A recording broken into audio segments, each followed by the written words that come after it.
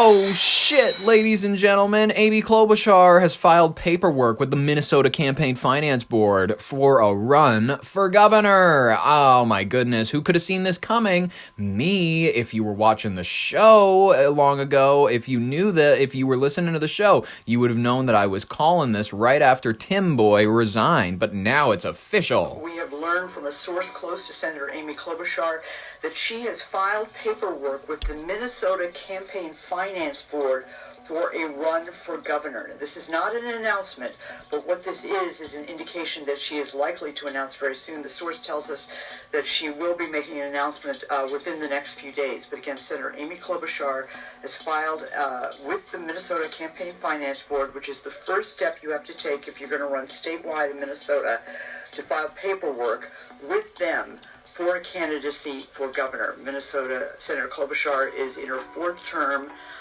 She has won her last elections by large, double-digit margins. She's known widely for working across the aisle. She's got broad appeal. She consistently comes out as one of the most popular politician in the state of Minnesota when there are public polls. Folks, we could have Governor Rachel Dratch, and isn't that kind of a dream? I think we've all kind of imagined that she was destined for this at one point. We were all saying to ourselves, who's that one fun lady with the bangs every few years? She tried to run she had a trial balloon, didn't she? She tested the waters a little bit in 2016, and then in 2020 she really ran at it, and she went to the debates and everything, and then eventually she, as they voiced in SNL, she ran out of ex-boyfriend's money. And that's a little, I don't know whether or not that's true. What it sounds like is, yes, the campaign ran out of money. She couldn't keep it going. And, they couldn't do any more, and she dropped out. And we ended up with Vice President Kamala Harris. So, listen, do we know very much about her as a person? Do I know very much about her as a Minnesotan? I must admit. Policy-wise, she's done very little that is kind of revolutionary. You wouldn't pin her very much as oh, yeah, that's a person who's really going to shake shit up. You know what I mean? This is definitely just more so an establishment Democrat from what I'm able to see. KARE 11 News has a profile on her. She's, United States Senator. I think we all should get to know her. You know what I mean? I think we all need an opportunity. KARE 11 News, relatively left-leaning news source, but I don't mind that because you know what I mean? If they're going to profile someone, I want to hear all of the positives about them before I hear the negatives. Today, Minnesota Senator Amy Klobuchar officially filed paperwork to run for governor. A source close to Klobuchar says she plans to make an announcement about her plans in the coming days. Speculation's been swirling ever since Governor Tim Walz decided to drop out of the race earlier this month. Thank God. Klobuchar's political history dates back decades, consistently winning every race by double digits. Analysts say she's the clear Democratic frontrunner amongst a crowded field of Republicans.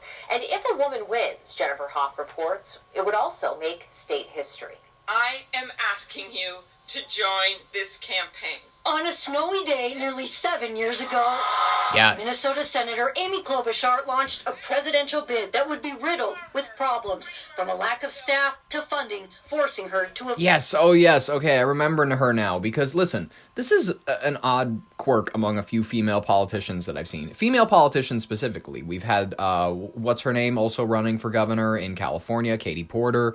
They have histories of their staff... Sorry, I wasn't done talking, excuse you.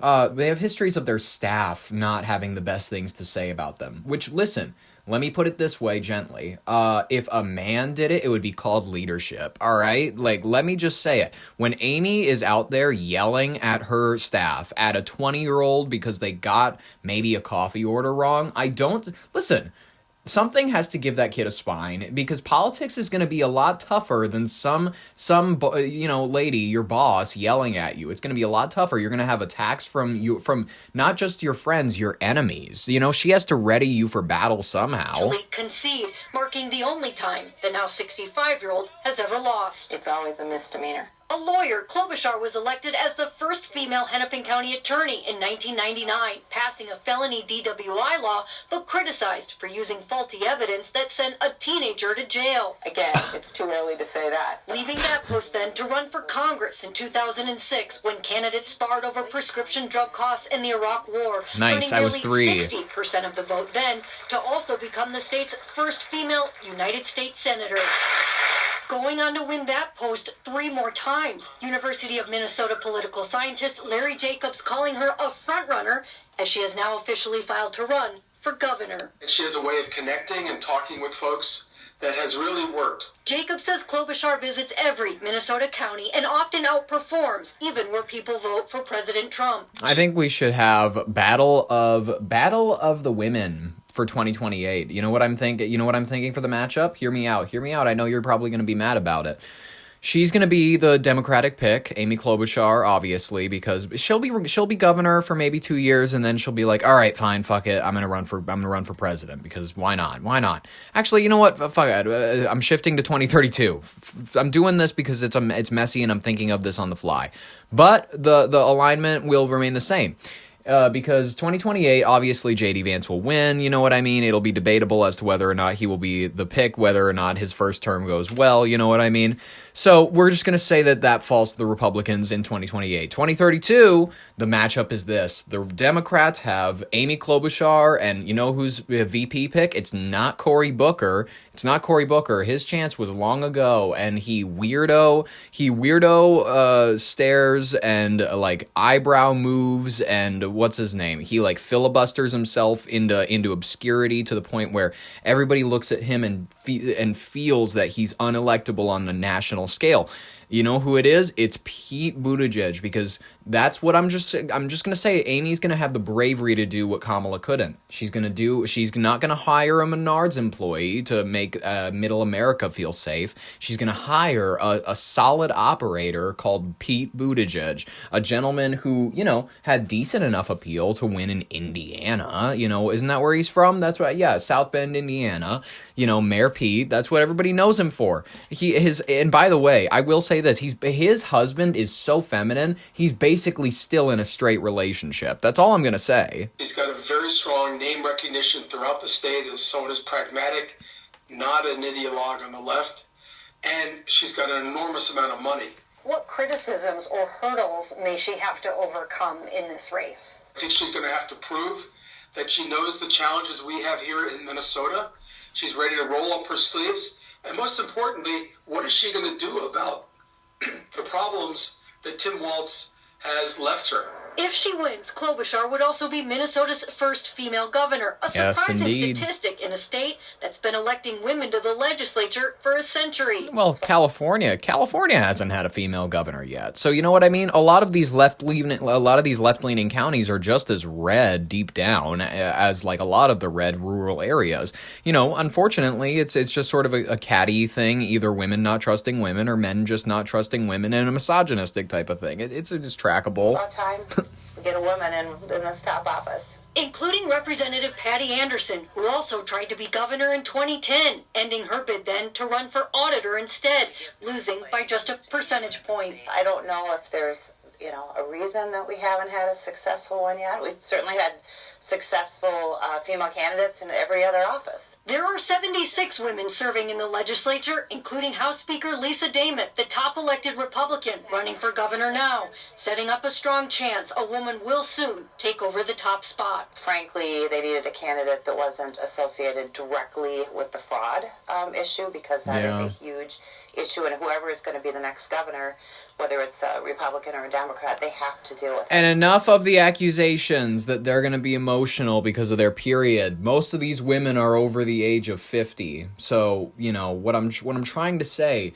is that menopause sinks in at around the late 40s. So anybody trying to say, this is why the defense, like when people were like, we shouldn't have a female president back when Hillary Clinton was running, it's that like, well, she was in her 60s back then. So I didn't see that as a valid excuse. I'm sorry. The caucuses coming up on February 3rd will help Republicans whittle down their favorite candidates leading up to this summer's primary in August. I can't wait. She's filed up. She's gonna do it. You know what I mean?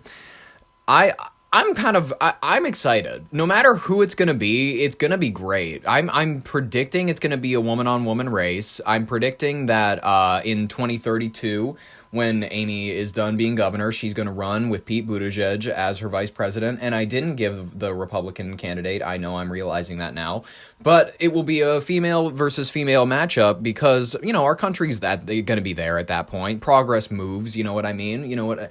I think we had to get comfortable with a black president first, and then we got comfortable with a black vice president. Also East Asian, whatever she wants to. She's a lot of things, you know what I mean? She's quite a few things, and I don't know what predominantly she would be considered because her father was Jamaican and her mother was a East Asian.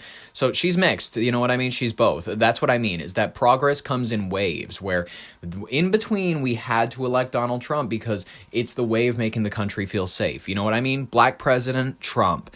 Black vice president, old man who's mostly controlled by like a left-leaning party, then Donald Trump again to balance it out. Then we're going to have somewhere very left-leaning. That's where I'm thinking we're going to head. If J.D. Vance doesn't win in 2028, who knows? But I think that we're going to head towards maybe Marjorie Taylor Greene. I think Marjorie Taylor Greene, with her image that she's cultivating among the independents, among the people where there's a lot of people with genuine respect. And whether you like her or not, there are many people out there with genuine respect for her. For the fact that she was willing to leave and abandon the party that she was willing to she was willing to be in the circle jerk for the longest time. She was willing to be in this little club where they would just pump each other up. They would be like, yeah, you did good.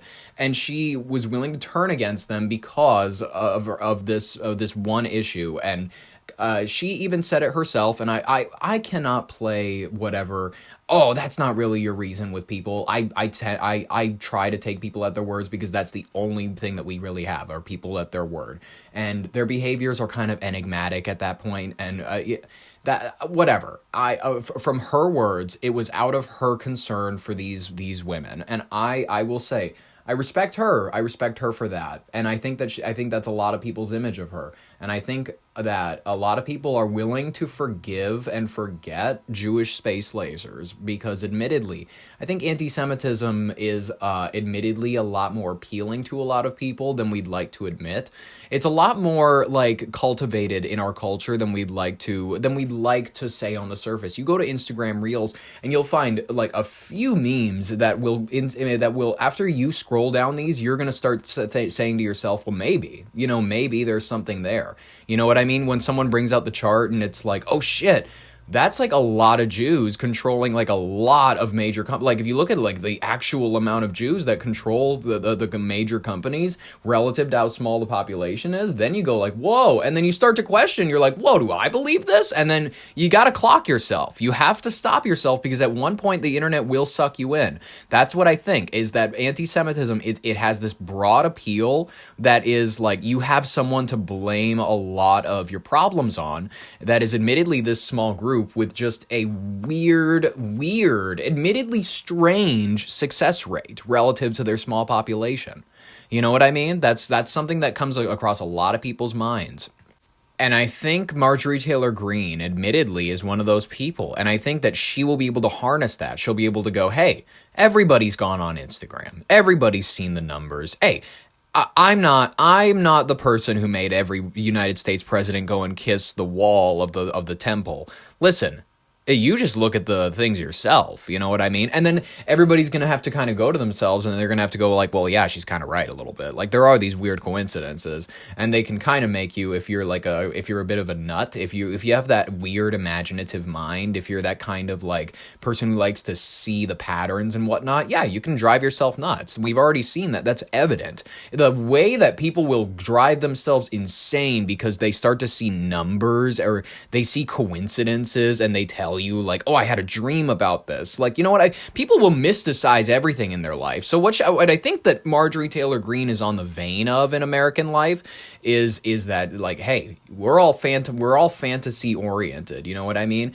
I think that's going to be the theme of 2032. Fantasy oriented, more magical thinking that is kind of like, the Marjorie Taylor Greene party. And then we're going to have hard-nosed operator, hardened by a few years of governorship, Amy Klobuchar, with her gay little friend, Pete Buttigieg.